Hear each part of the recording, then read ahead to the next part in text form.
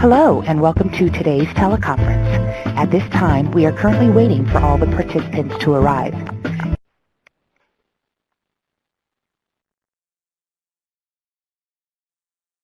Audio recording for this meeting has begun. Good afternoon, everyone. We're going to get started in just a minute here. My name is Molly Marin. I am the webinar coordinator for the New York State RtI Technical Assistance Center. We're happy to have all of you with us today, and those who've been with us throughout the Strand, we really appreciate you coming back. Today, the PowerPoint is available on our webpage. If you want to grab that and follow along, you're welcome to do so. At the end of today's presentation, I will post a link to an evaluation. If you could please take a few minutes to complete that, we really appreciate the feedback. Also, throughout today's webinar, feel free to use the chat box for any questions or comments that you may have. Dr. Johnson will be monitoring that throughout, and there will be some time at the end for questions as well. Today is the last in our middle school series. Please stay tuned to our webpage for some upcoming strands. We're very excited about some upcoming topics we have, and as soon as those are approved, they'll be posted to our webpage with registration links, and they are happening very soon. We anticipate the first one mid-November. One will deal with understanding RTI in mathematics, and the other is database decision-making in the RTI process. So we're very excited about those upcoming webinars, and we do hope that you'll come back and join us for those. Today's topic is characteristics of successful RTI models in middle schools. And we're very pleased to have back with us again today Dr. Evelyn Johnson. Dr. Johnson is a professor of special education at Boise State University and the executive director of the Lee Pesky Learning Center, a nonprofit organization whose mission is to improve the lives of people with learning disabilities. Dr. Johnson is a screening tool review committee member for the National Center for Response to Intervention and co-author of 3 books, all published by Corwin Press: Identification and Evaluation of Learning Disabilities, How RTI Works in Secondary Schools, and RTI, A Practitioner's Guide to Implementation. And at this time, I would like to introduce Dr. Evelyn Johnson. Thanks, Molly, and good afternoon to everybody, and thanks for signing in to this number 5 of our series of 5 webinars on RTI in middle school. You can see by this slide, for those of you who may not have been able to attend all of them, we discussed a lot of things over the last several weeks. And today we're going to essentially wrap up the conversation by saying, okay, you know, we've spent a lot of time, a lot of resources, a lot of energy into implementing this RTI process. How do we know whether or not it's making a difference? And do we have to wait for results to show up in standardized testing, or are there ways that we can evaluate our implementation and get some formative and summative assessment data on whether we've accomplished the goals that we set out to address?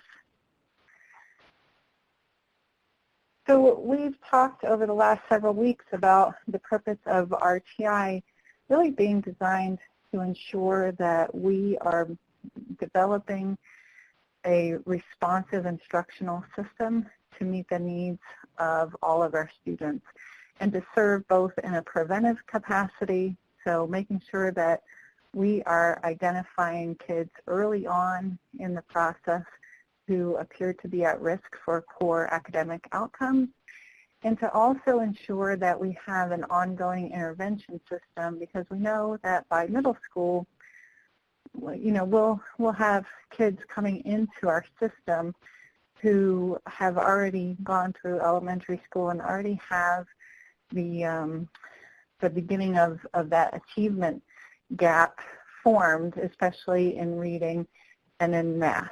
And so in designing our system throughout this series of webinars, we've talked about the need to collect data and to evaluate data and let data about our student needs and about our student performance really drive every decision that we make about how we structure our intervention system, who gets intervention services and how we determine whether or not a student's being responsive to those intervention services. And so now we're going to take a look at how, through the use and collection of that data, we can also make some decisions about whether our system is really helping us meet the needs of our diverse student population. Okay. So about 5 years ago, Ed Shapiro and Nate Clemens, they were both at Lehigh at the time. I think Nathan has moved around a couple times. I think, I can't remember where he is these days. I think he's at Auburn, but don't quote me on that. They published a really helpful article in the journal Assessment for Effective Intervention, where they really put together this very pragmatic conceptual model for how they were focused at the district level, how a school district could look at the various assessments and benchmarks and progress monitoring data and state outcome data and look at it not from the lens of making decisions about students, but really from that broader picture of, is RTI working? And so that article has really served as the foundation for today's talk. But I also wanted to emphasize that a few years ago, when we were working with a school district at both the middle and high school level, we used their conceptual model as a framework for both the school and district level evaluation and helped a district put together a standard operating procedure or an SOP for how they were going to get their school leaders together and really look at data collectively, all with that eye towards ensuring that the system that they had developed through the RTI model was really leading to gains for all of their kids, and that was across elementary, middle, and high school level. So I'll be kind of switching back and forth from, as we go through today's webinar, both from the conceptual information to what it looked like in a real-world setting. So I hope that's helpful for everyone. And as usual, as we go along, if you have questions, please feel free to jump in, and I'll do my best to answer. So what this slide shows is really just the foundations for how they put the conceptual model together. So they, Ed Shapiro and Nate said, okay, let's take a look at what the key elements or the key components of our RTI model are. And then if we were to come to some decision about those components, what would that look like? Like what would be the way in which we evaluated that component? And so they identified these three main areas. So they actually called their first one Universal Benchmarks and Progress Monitoring, and I just condensed it to assessment. And the evaluation index there is really looking at whether we have changes over time in kids who are presenting at various risk levels, and whether we have changes over time that are consistent with anticipated growth in terms of what are our rates of improvement, right? Because our goal is to get more kids who only need Tier 1 support, right? To me, that's sort of the big picture of what we're trying to accomplish. And then the next component we need to look at is how effective is our instruction and our intervention. And there we can take a look at what movement between tiers looks like. And so we've talked a lot, whenever we talk about RTI, it seems like we're always talking about moving from Tier 1 to the need for Tier 2, and then if you're not responsive, to a potential need for Tier 3. and we almost never talk about it from the other direction. And yet that's one of those goals that we all have for RTI, right? It's the reason why we put the system in place in the first place, right? That we hope that our Tier 2, for example, is effective enough that our kids will make gains to the point where they no longer need that support. And so one of the things we want to monitor is to what extent are we moving kids not only to higher levels of intensity of instructional support, but also back down to lower levels of intensity. And then, so that's sort of the big picture of movement, but that's not a very sensitive measure, right? That's, there are going to be a lot of kids who are making progress or not making progress that isn't necessarily going to result in a shift between those tiers, but we still want to be able to monitor what movement within those tiers looks like, okay? So, and this is especially true for our Tier 3 or our special education. So we don't want to set up a system in which special education or Tier 3 is viewed as some form of end point on this increasingly intensive level of instruction.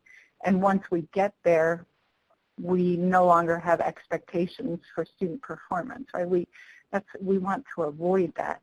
One way we can do that is to ensure that we also anticipate growth and movement within those more intense levels of intervention. So once a student is receiving services in Tier 3, overall, or in the aggregate, are we seeing positive upward movement in their performance levels? And then finally, RTI was really started within the special education system and soon realized that the RTI framework doesn't work unless we have a very solid general education instructional environment. And so was one of those initiatives that sort of got moved into the broader discussion of education. And yet one of the reasons for even getting started with RTI was that there was this concern that referrals to special education were sometimes unfounded, right? So that principle of a disability or a lack of performance not being due to inadequate instruction. It was one of those things that we checked on our IEP or referral forms, but that we didn't really have any substitute method of ensuring that the student had received that high quality instruction. And so RTI really helps provide that system of accountability and continuous improvement across all tiers of instruction with another goal of ensuring that we're only identifying kids who truly are disabled as in need of special education. And so another metric that we may want to check in our system is how accurate do we think the decisions about special ed referrals and evaluations are now that we've got a much more responsive system in place. So that's what the conceptual model looks like in the big picture. And now what we'll do is we'll take a look at each of the 5 evaluation indices separately. We'll look at what is the key question that we're trying to answer within that evaluation index, and then I'll show you an example of what the data might look like that we use to help answer that question. Okay, so if we start with our first index, it's monitoring risk levels across our benchmark periods. And so here the key question that we're trying to answer is, across our fall, our winter, our spring benchmark time periods, what percentage of our students are scoring at low risk, so those are our kids we're not worried about, some risk, or at risk levels. Okay? And so an example of what our data might look like is a really simple bar chart, right? And so this is actual data from a school we've worked with looking at their reading performance over time. Okay? And so what you'll see is that they started with just over 60% of their kids in the fall able to meet the grade level benchmarks. They had about 15% in that strategic area, and they actually had over 20% of their kids scoring in the intensive range. Okay, so their RTI percentages are somewhat off, right? They don't have enough kids reading at grade level. This was a junior high we worked at, so this is 7th grade data, and they have a disproportionate number of students who are unable to even score in that strategic range. Okay, so we worked with them on putting a school-wide reading focus into place, and over the winter, you see that they made some really strong gains in their benchmark performance, right? So by winter, they were closer to 70%, and they had that strategic and intensive range at levels that are much more consistent with what we hope to see in terms of percentage of students within tiers. And then by spring, their spring data looked a lot like their winter data. They made some gains in the kids able to reach benchmark, but they're still ending the year at just over 75%, right? Considering where they started, they did a tremendous job. But what's likely to happen now with this group of kids is they go home for the summer, and then in the fall we see that same decrease in reading performance.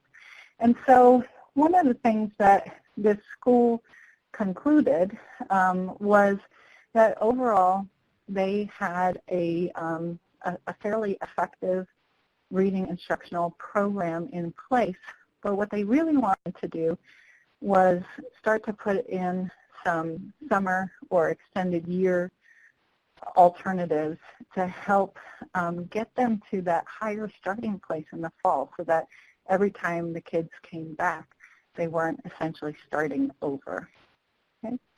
And so this data, again, we talk a lot about data, and as part of an organization here that's, we're responsible all the time for program evaluation and for reporting to grant agencies and to donors and through our annual reports. Data collection and analysis and evaluation is a time-consuming task. And so what I think is so valuable about all of these evaluation indices is that they come from data you're already collecting. You're just simply really looking at them from a different, through a different lens, I guess, than what we do when we're focused on individual student performance, if that makes sense. Okay, so then we moved to Evaluation Index 2, and here the marker that we're looking for is what is our rate of improvement across benchmark periods. And so, we can frame this evaluation question in several ways. And so here we have what's the average rate of improvement, that's our ROI, for all students in a grade between two benchmark periods. Okay? And if you just think about what we're trying to get at is really this overall indication of growth. So is our overall instructional program benefiting our students on this one very general measure, okay? And then how does that movement, how does that rate of improvement compare to what we anticipate growth would look like based on normative growth rates, okay? And how does it compare to previously observed growth rates? So that second question is taking a look at our own improvement levels relative to published state or national norms. And that third question, how does it compare to previously observed growth rates, would be an historical look at our data. So last year or in the past 5 years, how much growth have we witnessed? Because we want to be able to see whether or not we are at least meeting, if not exceeding, anticipated growth levels in our foundational areas. And here's an example of what that data might look like. And I kept it very simple so that we could kind of get used to the concept. I started to put together all of the information that we had from a school from 6th through 8th grade, and I had high school, and suddenly the table got very complex. So I thought, okay, I'm just going to focus on 6th grade data to explain how to use this, and then you can easily imagine how you could add grade levels, and if you're benchmarking in writing, for example, how you could add different content areas. And so what this table shows is that for grade 6, the top line, the reading, oral reading fluency, is the 50th percentile benchmarks for easy CBM passages. Okay, so this was a school that uses the easy CBM norms. Sorry, the word was escaping me. So if you use Dibbles or you use AimsWeb or you use any one of a number of other measures, you would want to use those norms. This school chose to measure their benchmarks against 50th percentile. I think it's a reasonable decision. We encourage schools to actually put more of a range up there, and again, in the name of simplicity, I haven't done that here, but sometimes putting somewhere between the 25th and 50th gives us a much better idea of what what the range of performance might look like. And then this second row is school level data, right? So you'll see in the fall where 50th percentile is 138 words read correct. For this school, their average score for 6th grade was 115, okay? Which means they've got some work to do, right? And then you can just see it progress from winter to spring.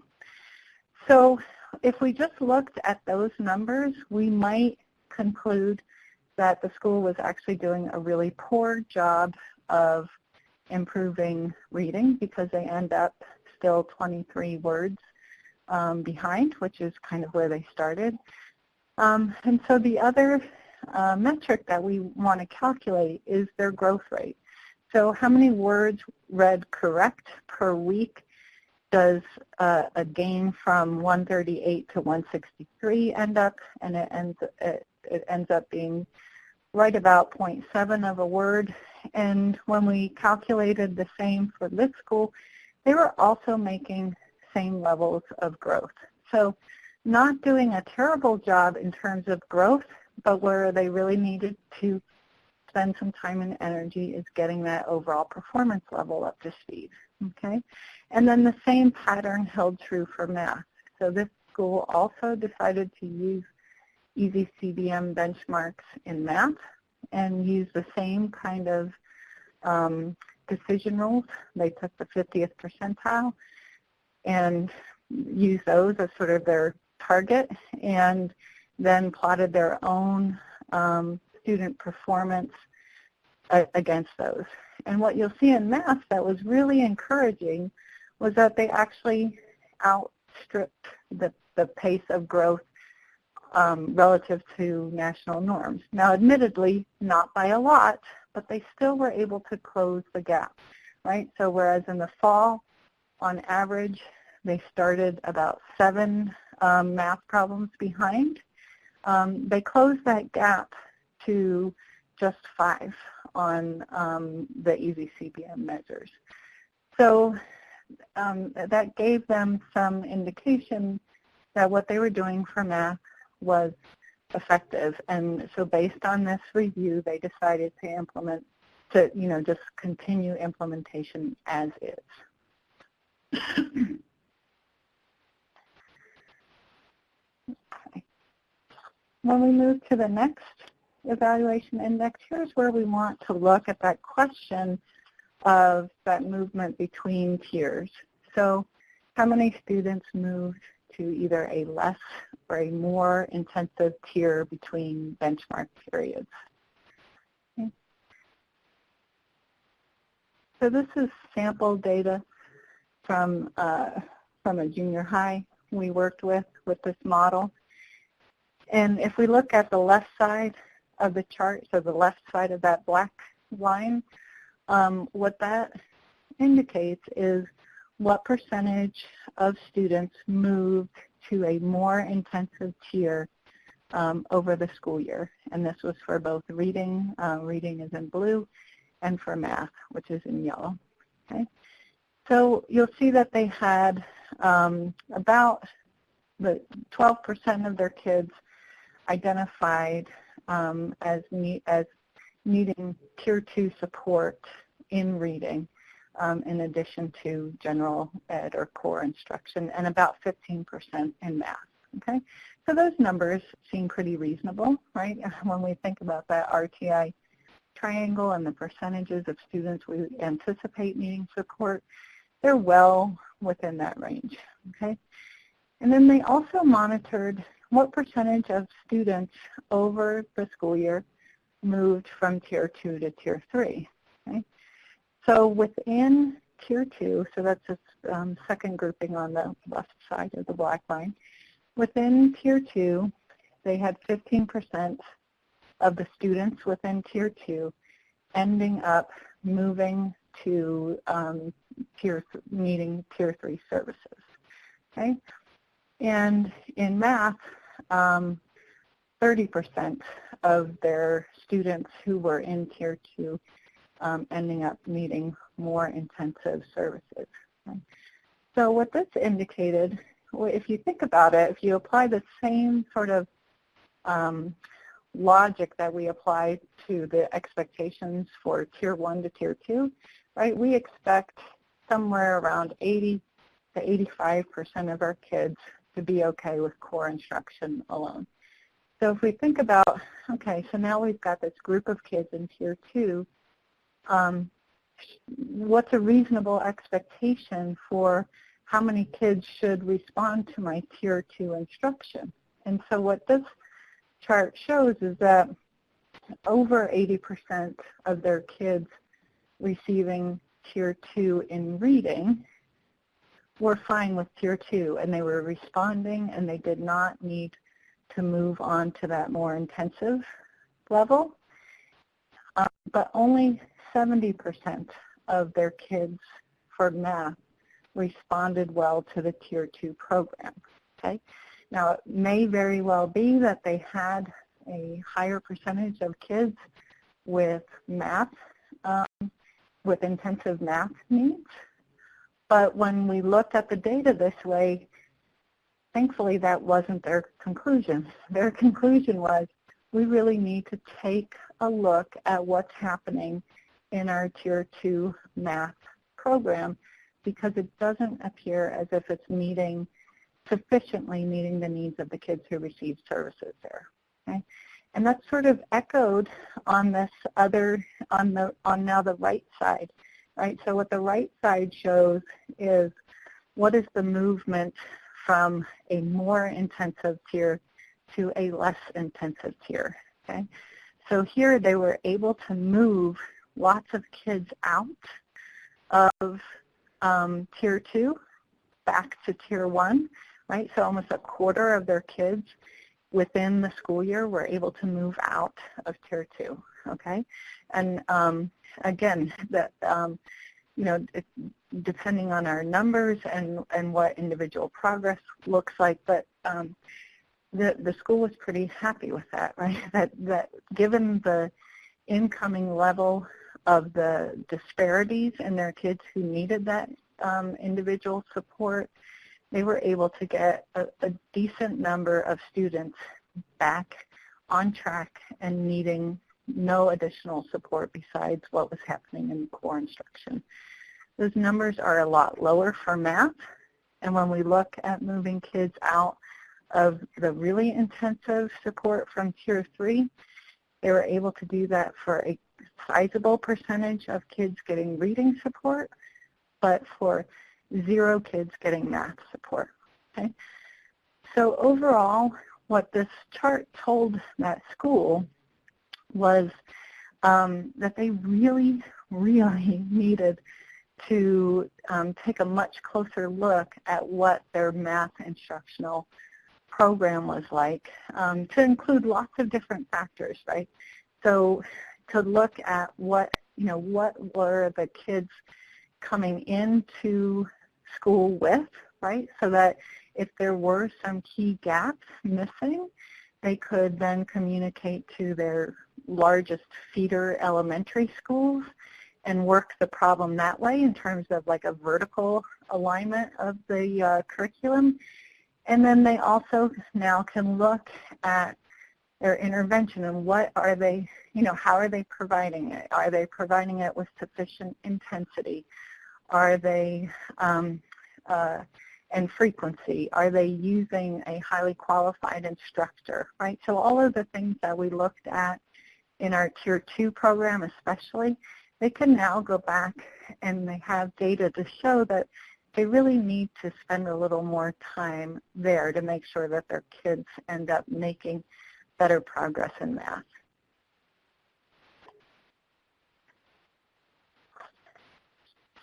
Okay. When we move to evaluation index number 4, here's where we can answer or ask the question about movement within tiers. And so some of the things that we might ask is, what's the average attained rate of improvement on progress monitoring measures for students in both tiers 2 and 3? How does that rate of improvement compare to the average targeted rate of improvement for that group? Okay, so in Tier 2, remember that we said if the purpose of our Tier 2 system is to really address some functional academic skills gaps, and in order to get kids back into Tier 1, then we need to set rates of improvement that lead us to end of year or end of intervention period performance levels that are consistent with grade level performance, okay? So for Tier 2, this is a much easier task, right? Because we kind of have all of our kids shooting for the same target, which is getting them to grade level, okay? And so then we can compute an average rate of improvement needed based on the students that we have in our Tier 2 program, okay? But when it comes to Tier 3, it gets a little trickier because once a student is in that more intensive level of intervention, we might set different rates of improvement and different performance targets based on the severity of that student's discrepancy and on, the intensity of their instructional need. And so for Tier 3, when we talk about average targeted rate of improvement, it should really be based on our student population who we're serving in Tier 3 And it's really important that we're setting ambitious but realistic goals. And that's really hard to do in Tier 3. And so it really takes some more, looking at the individual student level and ensuring that we are setting growth targets that really mirror the expectation that students are going to make growth in Tier 3. Okay, so there are lots of different ways that we can look at this particular question and the data that we achieve. So here's a movement within tiers over one school year. Okay, so what this shows is that for Tier 2, we had a targeted rate of improvement of increasing by 1 word read correctly per week. Okay, that's that gray bar on the left, on the far left here. And when we go through and we computed our rate of improvement average for our Tier 2 group, you see that we really didn't do very well in terms of what we attained and where we targeted our ROI. And so based on this data, we would conclude that our Tier 2 actually was not as effective as we had hoped it would be in terms of our Tier 2 intervention and the levels of growth that we were able to help our students realize. Okay? And the importance of this is that if you think about it, our kids who are entering Tier 2 are already behind. And so not only do they have to make, continue to make typical growth rates, but they really have to exceed. If the goal is to catch them up to grade level, they actually have to exceed typical rates of improvement. Okay? And so, so that 1 is an increase in what's typical, and yet we're not even hitting what's expected, right? So if I'm going to flip back for a second to let everybody. So here we see that typical growth is about 0.7, right? Words read correct per week, okay? And so our average targeted was 1, which would have helped us close the gap, right? Because the kids are, over the course of a year, would end up gaining some, not only the 0.7, but then an additional 0.3 words per week. If we multiply that out across 36 weeks, we would get something along the lines of 12 additional words, right? So again, all in the name of closing that gap. And so now, not only have we not met our ambitious targets, but we haven't even gotten our kids to make an average rate of improvement that's consistent with the general population, which means that not only are we not closing their gap, but it's actually getting bigger. Okay, so that's a real problem for us here.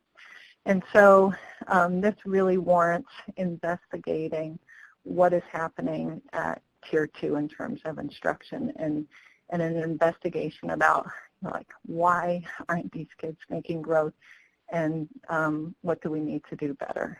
Okay? If you look at Tier 3, however, here we're making very close, we're attaining very close to targeted rates of improvement.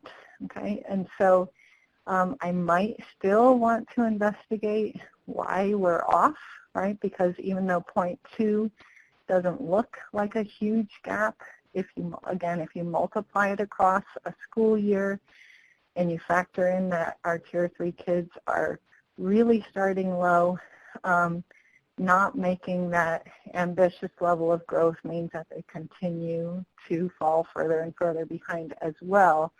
On the other hand, the discrepancy is nowhere near as big in the Tier 3 as it is in the Tier 2. And so in terms of a priority, right, now the school has some data to say, I'm going to put my immediate attention and resources into fixing my Tier 2 issue first. Okay. I was going to say, does that make sense to everybody? But I can't see you, so I'm assuming it does. Otherwise, you ask me questions. Okay, so then we go to our final evaluation index, and here we're taking a look at the question of, when we refer a student for special education, how many or what percentage of those students that we referred actually ended up qualifying for services? Okay, and when we work with schools at the elementary level, it's usually an initial referral. By the time we get to middle school, we're looking both at initial, some initial for like our late emergent reading disabled kids or kids that come in from different districts or different states.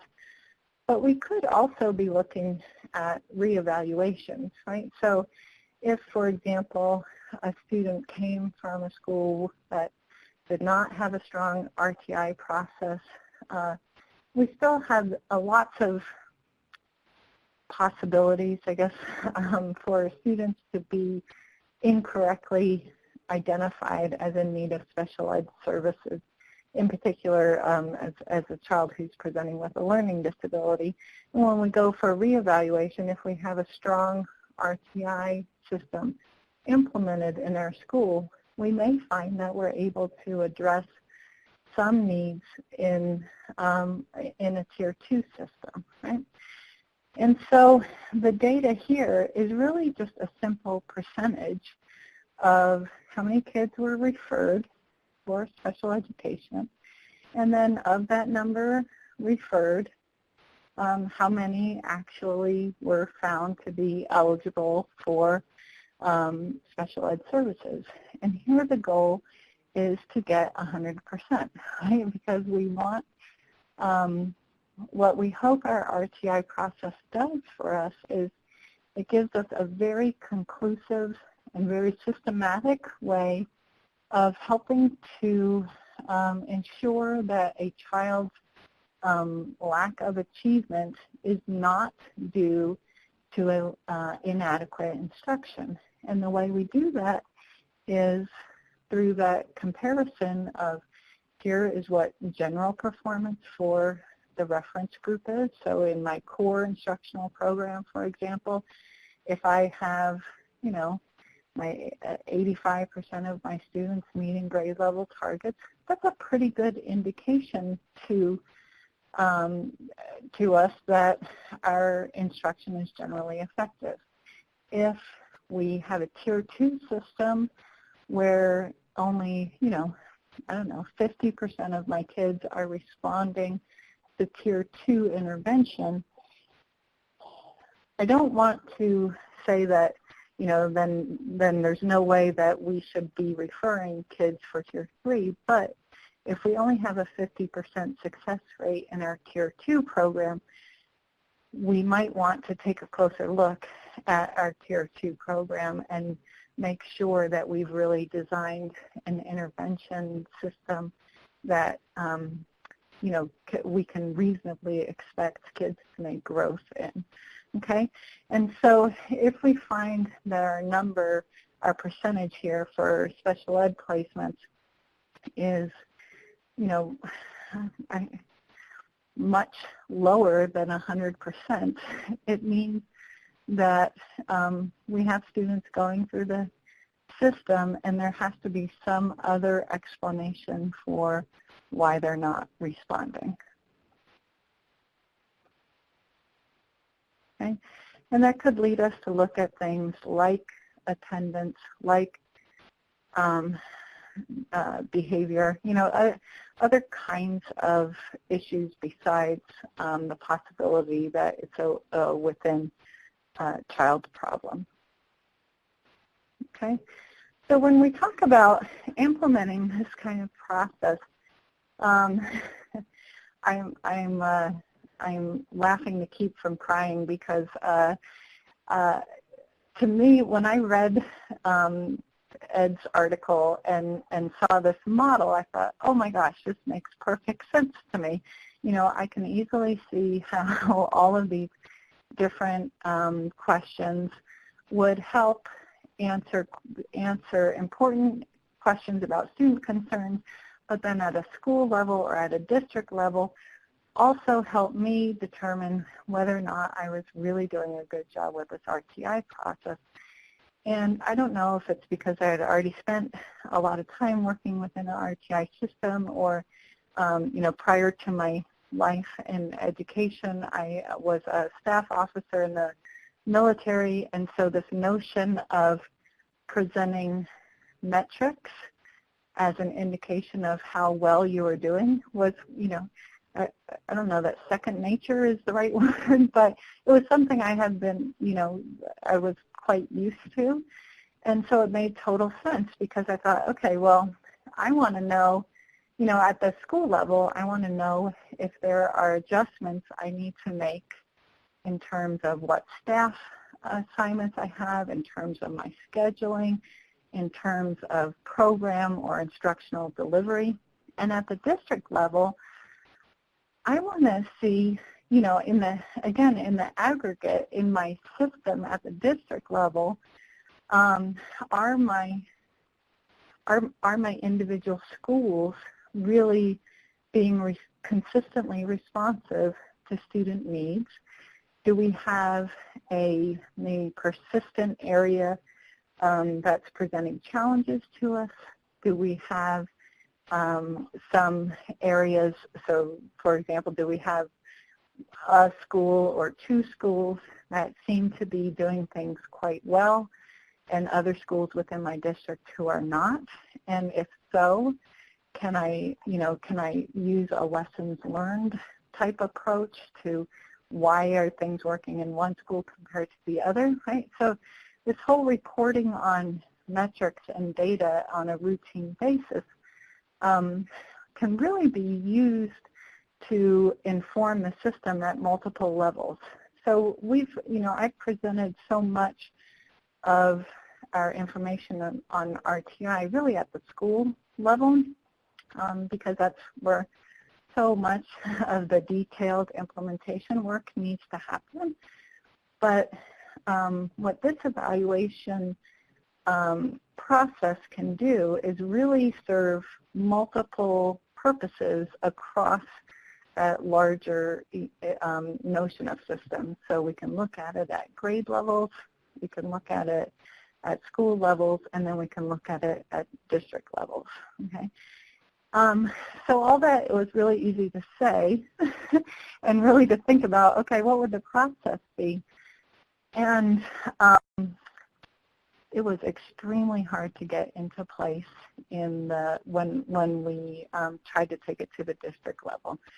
So we came with this notion that, you know, if we're requiring schools to collect and evaluate this data anyway, don't you want to see it at the district level so that you really know, you know, not in real time, but, you know, in sufficient time, what school performance is looking like, so that you get that picture across your district so that you can make decisions about, you know, how and where and when to allocate different resources, right? And we actually got quite a bit of pushback from the district level initially for multiple reasons. And so one concern that the district had was, you know, we're not in the habit of having our school principals share their data.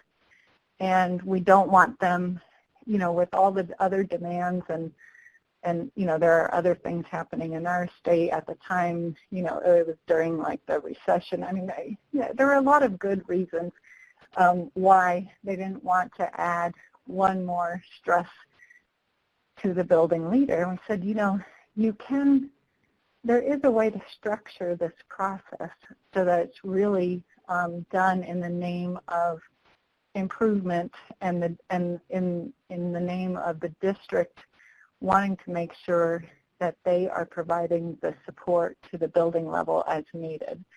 So it took a lot of convincing, and even took us modeling a district level meeting.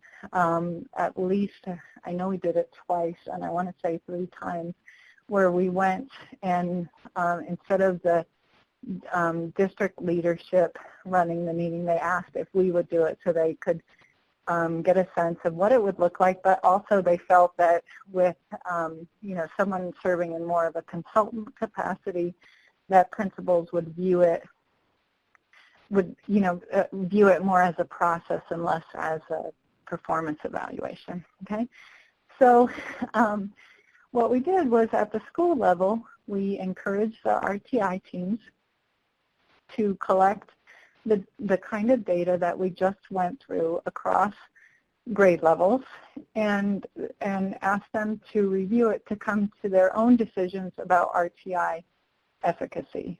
So it wasn't just hey, bring your data to the district level so we can look at it and talk about it. It was, we want you to collect and review and analyze your data, and we want you to tell us what you're doing in response to this, to include indicating what supports you might need from the district level, right?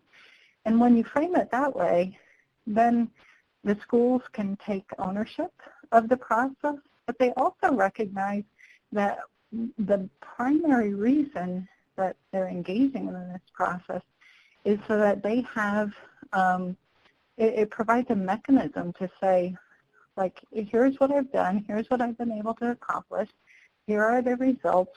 Where I've not been able to achieve the intended results, here are the things I think would help, and here are the resources I am going to need from the district in order to get me there, right?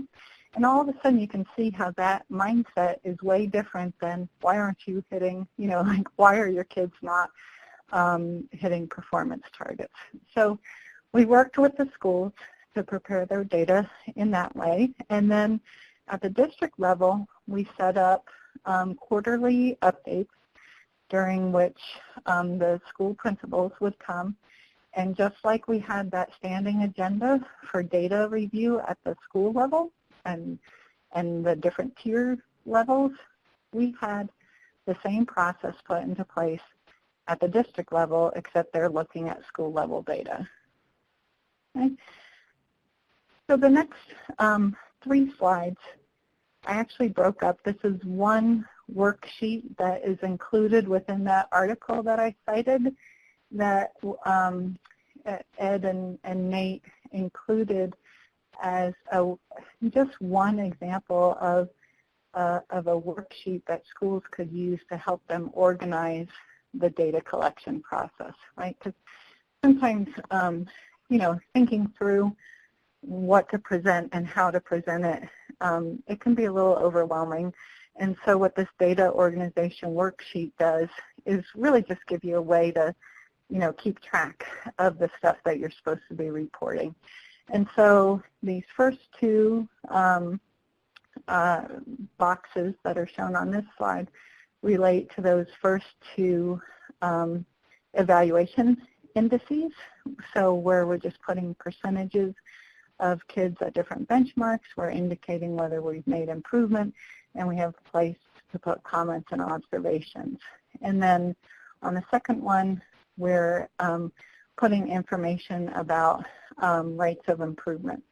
So this screenshot actually comes from their article. We did find in our work with schools that people got really kind of hung up with how to fill that out, and so instead we just went to that table that I showed you on the earlier slide where we just put, here's what the benchmarks are, here's how many weeks passed, here's the average rate of improvement. Okay. This next slide shows the data collection tools for evaluation index number 3. So this is simply that question of movement, so how many students move to a less or more intensive tier between benchmark periods. And here you'll also see this is really only for one academic area. And so what we did with the district we worked with is we just, replicated this for, because they were monitoring in both reading and math. And then for number 4, this is just our average rate of improvement on progress monitoring measures for both Tier 2 and Tier 3. And finally, a simple place to document our accuracy levels for students receiving special ed services. Okay, so again, this is just a simple tool to help organize the school's thinking about what data to collect and how to put it together in a format that would allow them to create the kinds of visuals that I've included in our presentation today that just make it so much easier and user-friendly to review data than you can when it's numbers written down on a worksheet. Okay?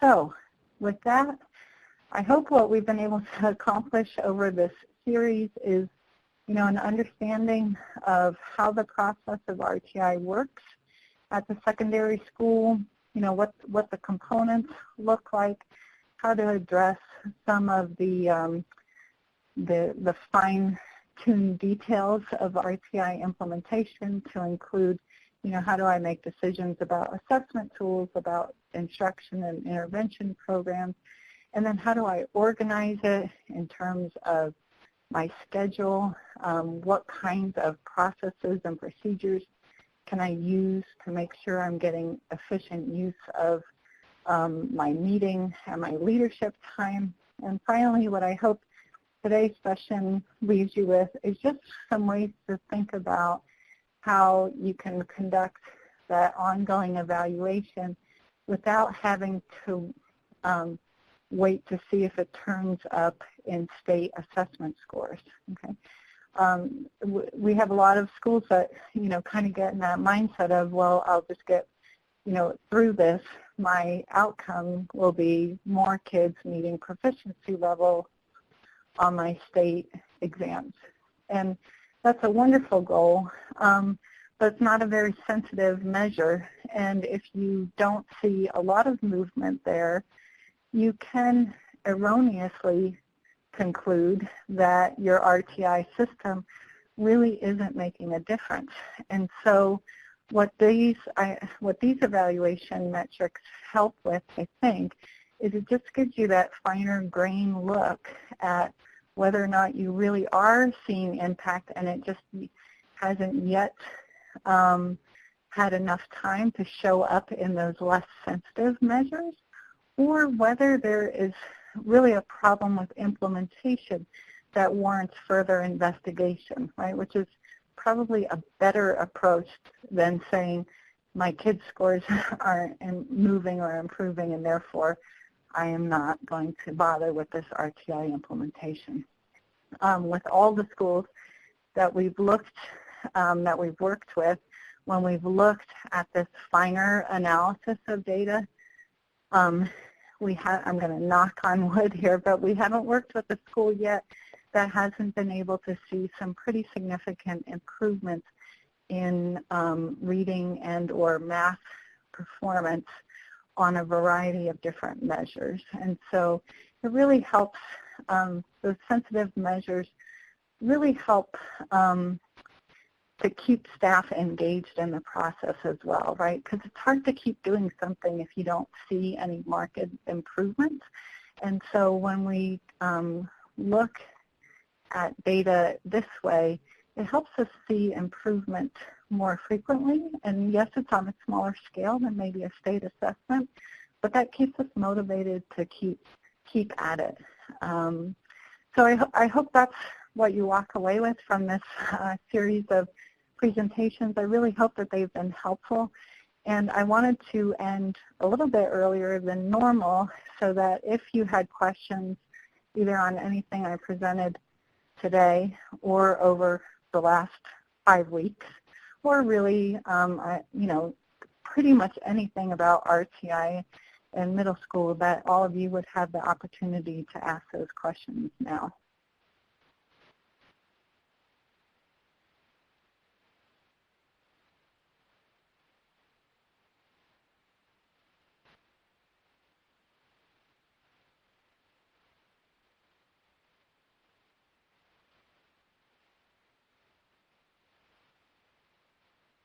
Okay, so Margaret's question is, how do you establish rates of improvement for Tier 2 and Tier 3?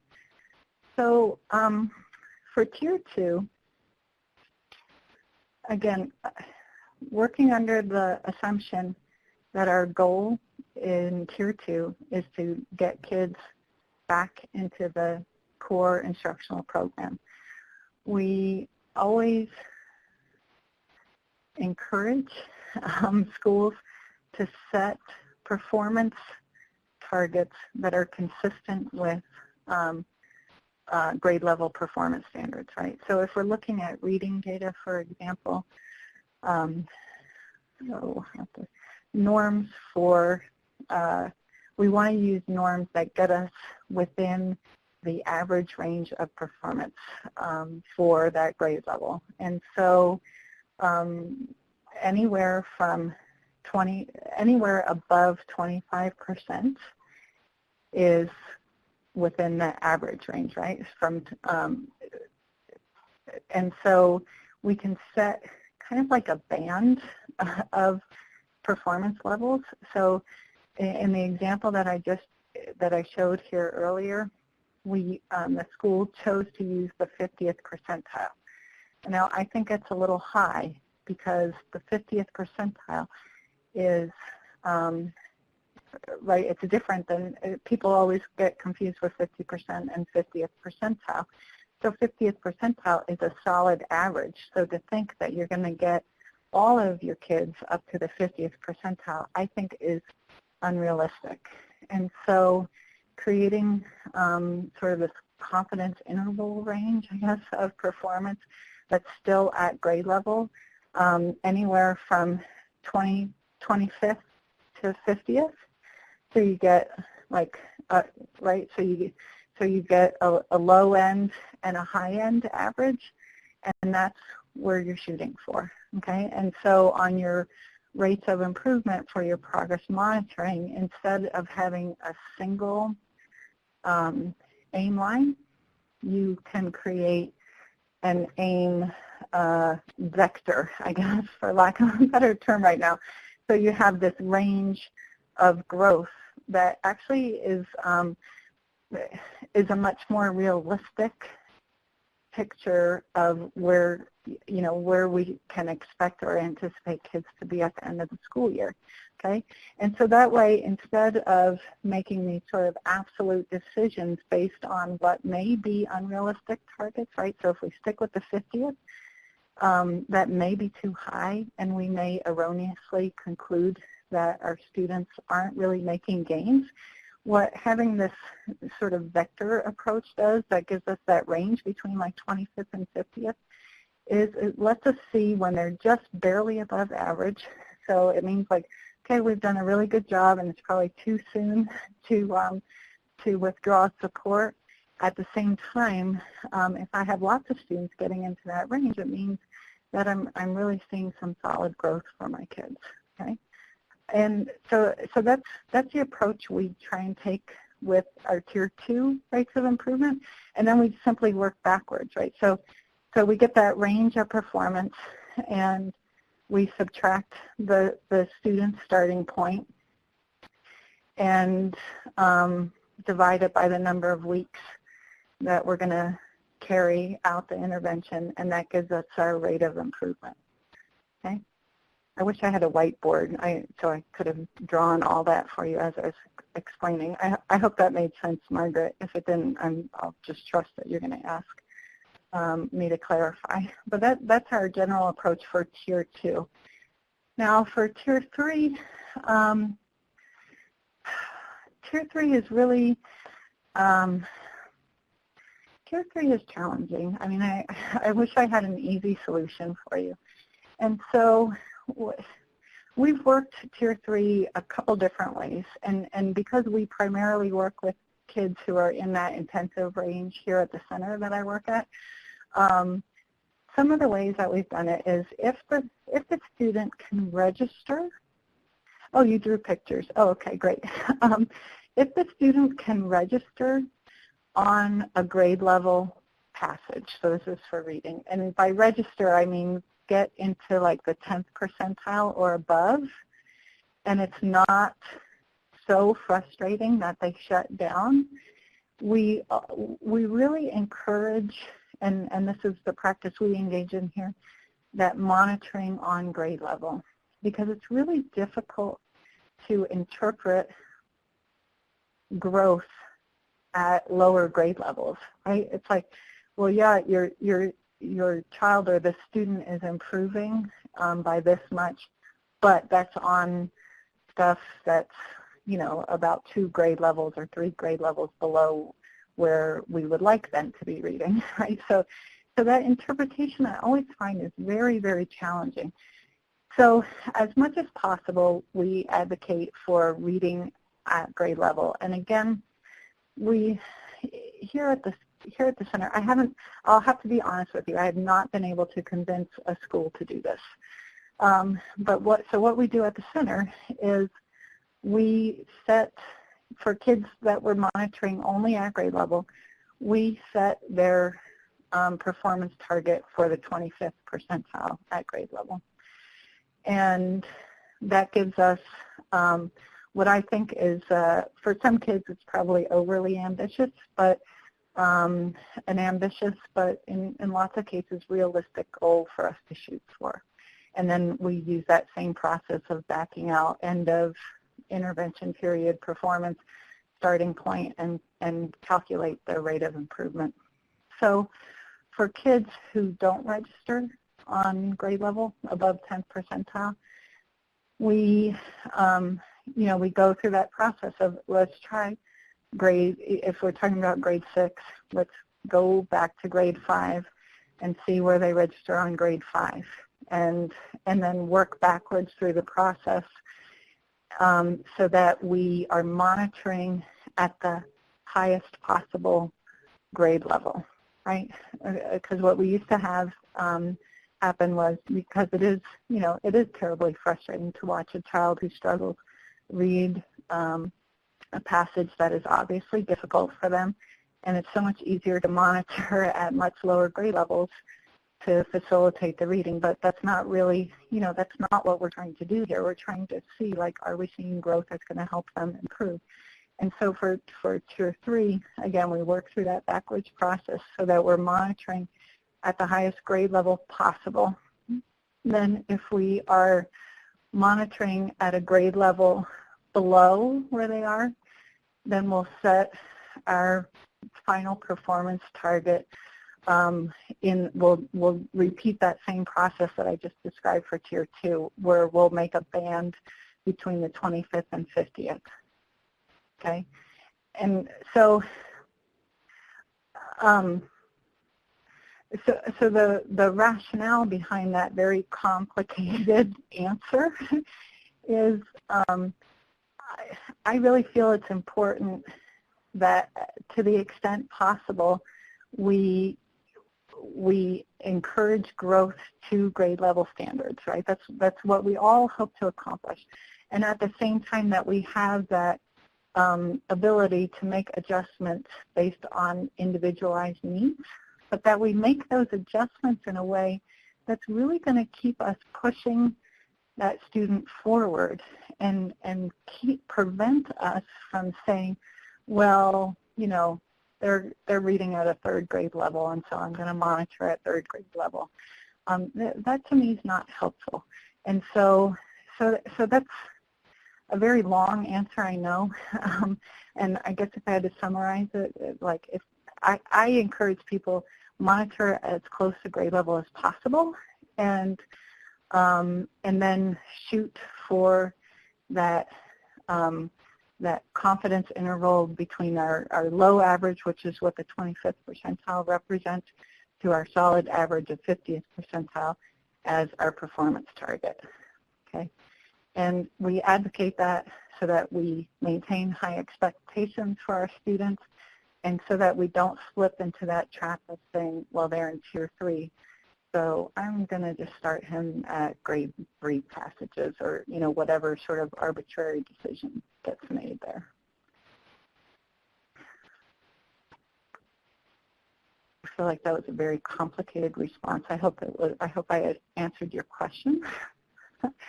Let's see, Patricia is typing another.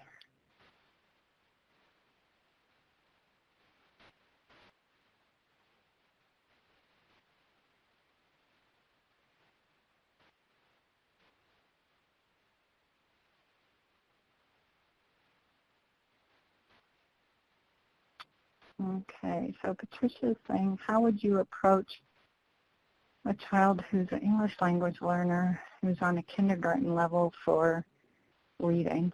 Well, Patricia, we do it in much the same way that I just described. So I'm going to try and avoid like getting into a long, detailed explanation again.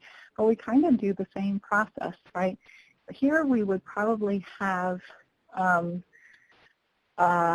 greater expectations for growth if we believe that it's a language issue and not also a reading disability issue. Okay, and so obviously depending on what the second language is, we may try and get measures in the student's native language if they have literacy in their native language. And if not, I would actually use a process really similar to the one that I just described for Margaret, except I would probably shoot for a little bit higher than the 25th level, and I would anticipate reaching it faster than I would for a student who's receiving special ed services.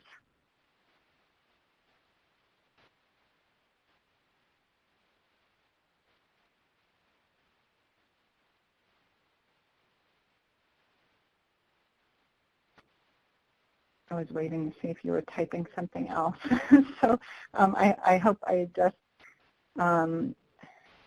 that question okay for you. There's, I'm trying, it's admittedly been, probably about 6 months since I looked at the research on progress monitoring for students who are English language learners. From some work I did years ago with the Florida Center for Reading Research, we did find that when we used different benchmarks for different subgroups, of which English language learners were one of those subgroups, we found that we needed to set lower benchmarks were more accurate in terms of predicting who was at risk, right? And so, and it was interesting because the feedback we got when we published that was, so are you saying we need to have lower expectations for our students who are English language learners? And we said, no, actually, it kind of suggests just the opposite, that that even if we get kids who are English language learners to levels of fluency that are consistent with grade level, it doesn't, that's great, but it doesn't necessarily mean that their sort of mastery of reading, given all the other things that come into play in terms of language and comprehension and vocabulary, are in place. So we're going to actually cast a wider net to identify more kids as potentially at risk and in need of intervention. But what that means is that the intervention doesn't necessarily have to, or should it, focus on decoding, and rather where kids who are English language learners are probably going to need more help is in the area of vocabulary and comprehension.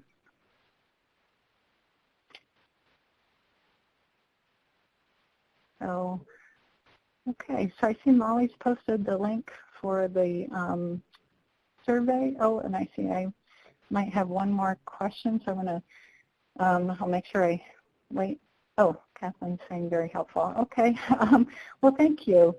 And thanks to all of you, and thanks to Molly and Teresa for giving me the opportunity to work with all of you over these last 5 weeks. I really enjoyed it.